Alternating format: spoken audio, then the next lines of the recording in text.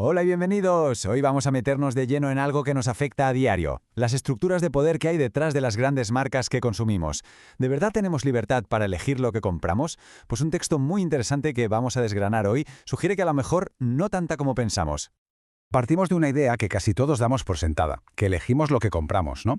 Pero ojo, la fuente que analizamos hoy lanza una pregunta que lo pone todo patas arriba. ¿Y si las empresas que supuestamente compiten por nuestro dinero tuvieran en realidad el mismo dueño? Justo esa pregunta, esa duda, es el motor de todo lo que vamos a ver.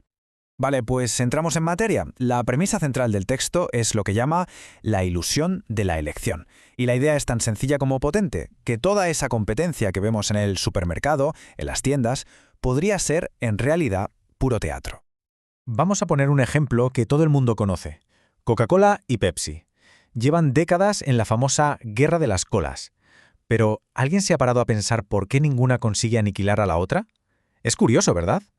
Pues bien, según el texto que analizamos, este misterio es justo la clave para entenderlo todo.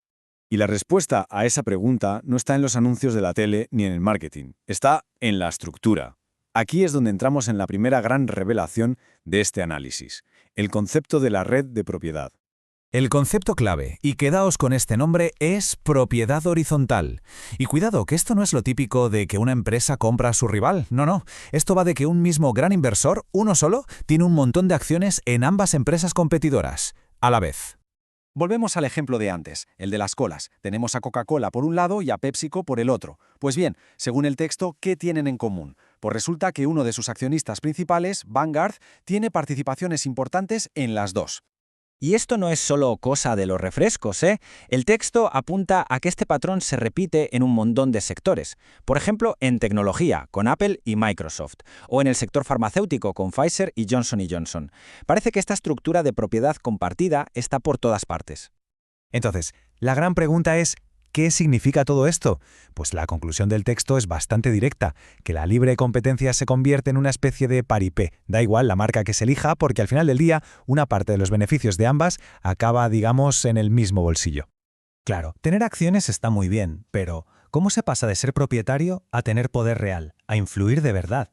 Pues el texto nos lleva justo a ese siguiente nivel, a entender cómo la propiedad se traduce en influencia. Y aquí llegamos a una cuestión clave. Se supone que estos grandes fondos son inversores pasivos, o sea que no se meten en la gestión. Entonces, ¿cómo es posible que influyan activamente en las políticas de las empresas? El texto sugiere que, efectivamente, hay un mecanismo para hacerlo. Y aquí es donde el análisis introduce un elemento bastante polémico, las políticas ESG, las que tienen que ver con lo ambiental, lo social y la gobernanza. La fuente lo que argumenta es que estas políticas, más allá de la ética, se usan como una herramienta. ¿Para qué? Para alinear y controlar a todas las empresas en las que invierten. El supuesto proceso de control, tal y como lo describe el texto, funcionaría en 3 pasos. A ver, primero, concentrar un montón de acciones en empresas que compiten entre sí. Hecho.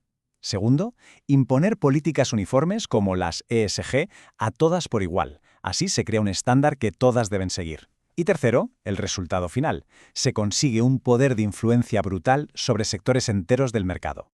Para que nos hagamos una idea de la magnitud de esta supuesta influencia, la fuente utiliza una frase que es, demoledora. Dice que tienen el poder de asfixiar economías enteras sin disparar una sola bala. Es una metáfora muy fuerte, la verdad, que intenta reflejar la escala de control de la que estamos hablando. Y todo esto nos lleva a la pregunta del millón, la más misteriosa de todas las que plantea el texto. Si Vanguard tiene tantísima influencia, ¿quién es el dueño de Vanguard? Aquí es donde la cosa se pone realmente interesante, en la parte que podríamos llamar los dueños sin rostro. Para explicar esto, el texto lo compara con su gran competidor, BlackRock. A ver, BlackRock cotiza en bolsa, tiene dueños externos y una cara pública muy conocida, la de Larry Fink. Pero Vanguard es un mundo aparte. El texto la describe como una empresa privada, que, ojo al dato, no tiene propietarios externos.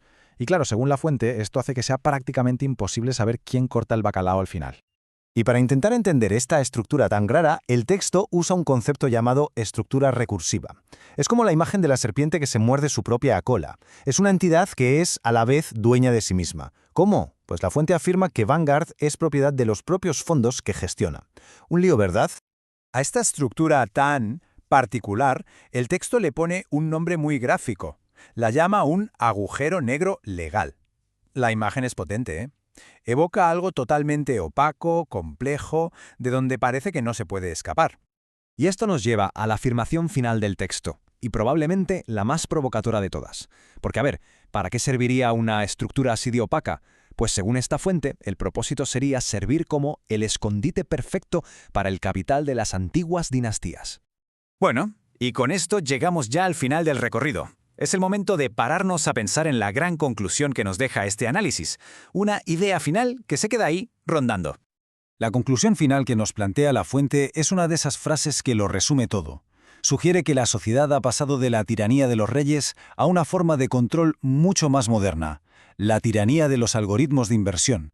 Y el análisis nos deja flotando en el aire una última pregunta, una de esas que dan que pensar.